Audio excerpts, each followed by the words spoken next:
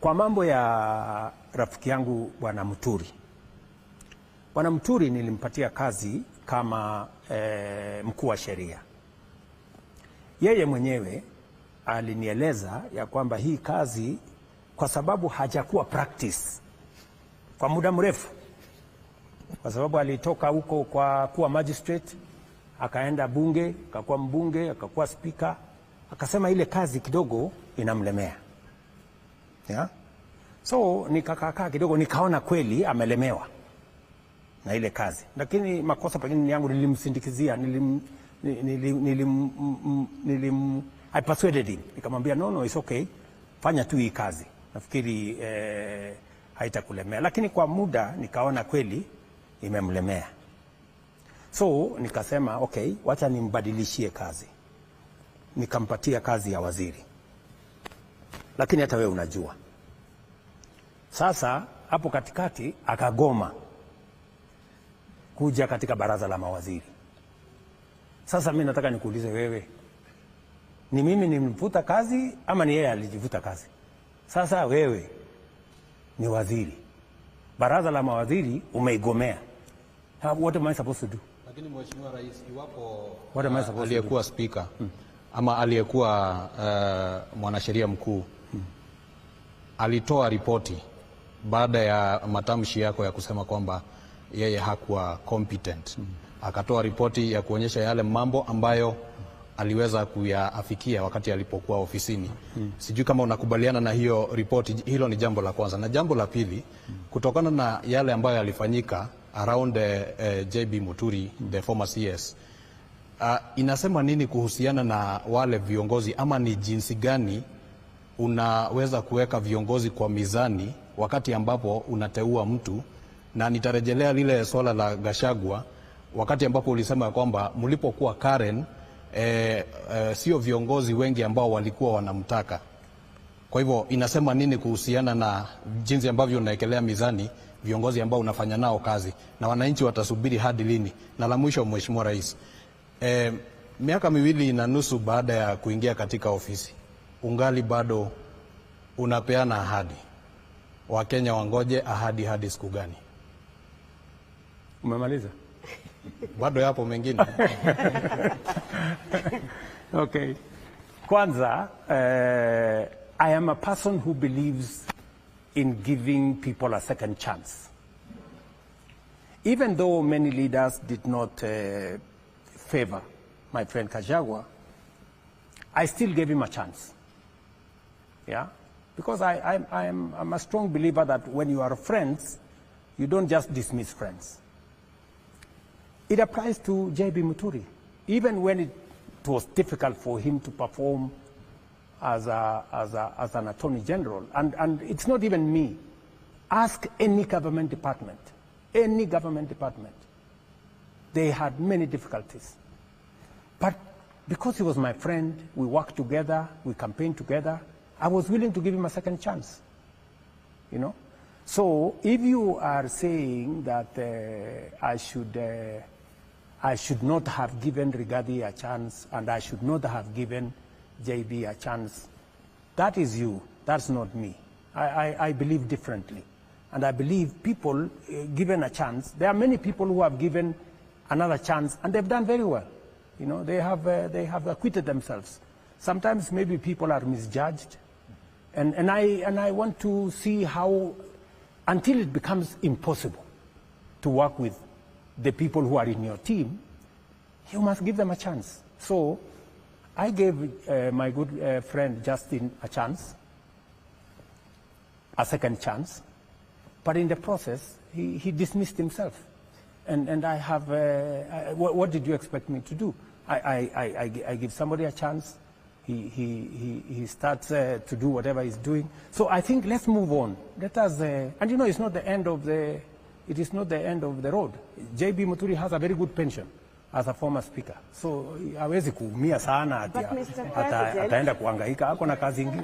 Ako na pension, anaweza kusonga mbele. Labda tuone wakati ambao serikali imetulia na kazi inaendelea, kwa sababu sana ya kuhusu kazi, ma-CSs kazi inabadilika kila siku. Wanasema even before you warm your seat, you are out. Even before you settle, even before you know where the chair is, where everything is, you are just out. Asante Joki. Nataka tushikanishe hayo maswali. Unajua, moja sababu you're on record saying that there was a time your CSAs, you knew their departments and ministries more than they did. And you have always said that you want to work with the best. But you have said alikuwa rafiki. Were you choosing friends or were you getting competent people that would have supported you and you would not have found yourself in the situation that you're finding yourself in? You see, there is always a balance between the team you have. So you have a team.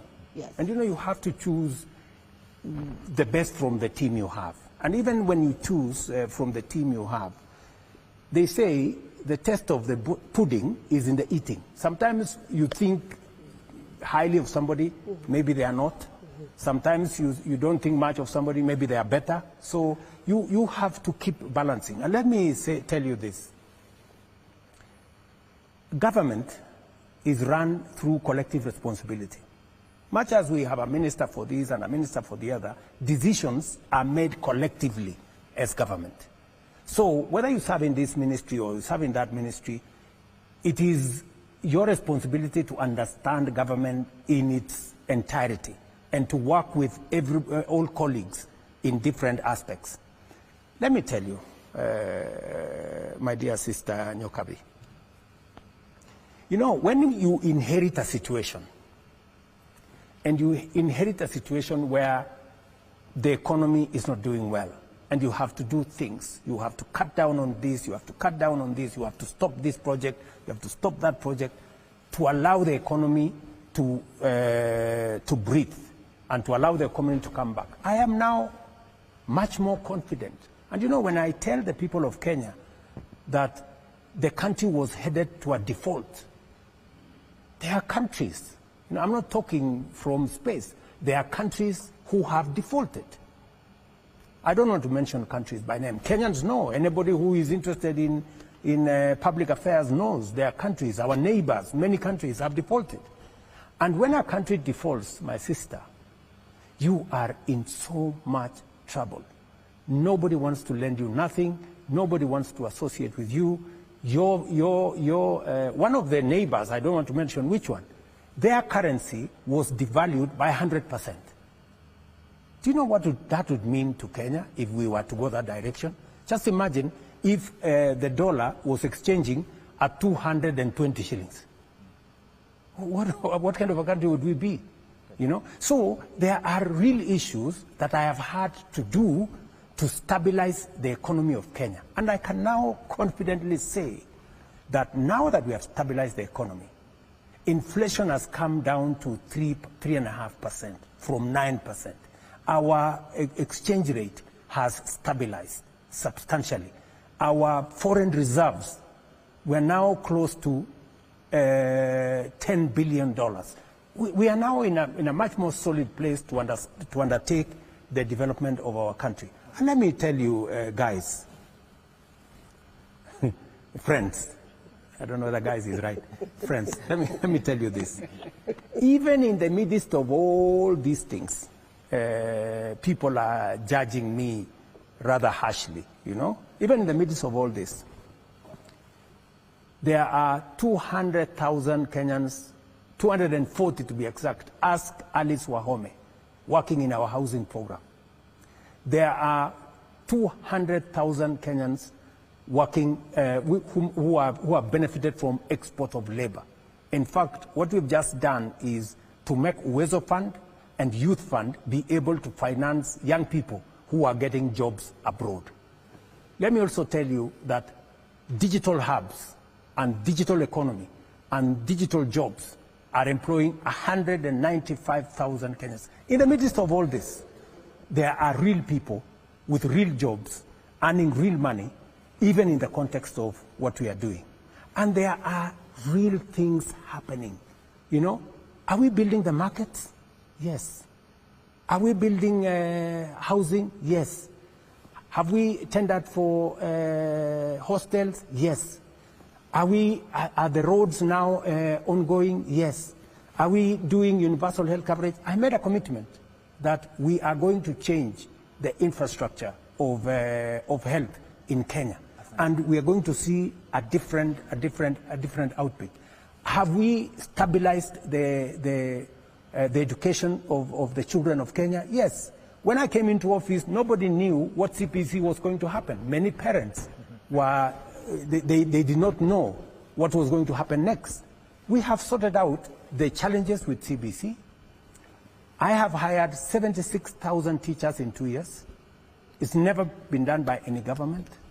We have a new funding model. It was taken to court. The court has now cleared to say it is the right model because it treats children according to the ability of their parents, so that children from poor families can get up to 90% scholarship. And children of William Ruto and the other people who earn more money can be funded less because their parents can afford. These are the kind of things that were challenges to Kenya. Good. I have sorted them out. I have sorted out education. I am sorting out health. I'm sorting out housing. I am making sure that the economy is stabilized, and we are moving the country forward. Kenya is not going to default. I can tell you for a fact. Mr. President, thank you, Rais. Unajua, Mtukufu Rais. Yes, my